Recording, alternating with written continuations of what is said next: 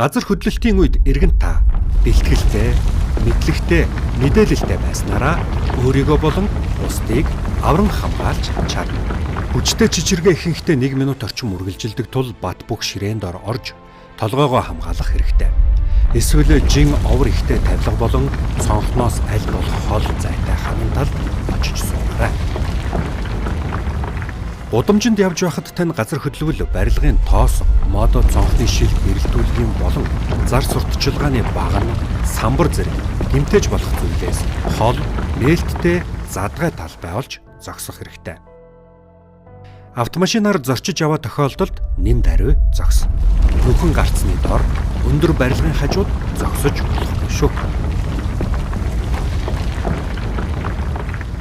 Гамшигын үед хүмүүс цуу ярианд автах, төөрөлдөх явдал их байдаг тул нутгийн захиргааны болон онцгой байдал, цагдаа, эрүүл мэндийн байгууллагаас өгч буй бодит мэдээлэлд анхаарлаа хандуулаарай. Цахилгаан болон хийн зуухыг салгаарай. Хэрв дотор байгаа бол гадагш гарах гэж яарах хэрэггүй. Орчин тойрноо ажиглаж тайван байх хэрэгтэй. Цахилгаан шат ашиглахыг хориглоно.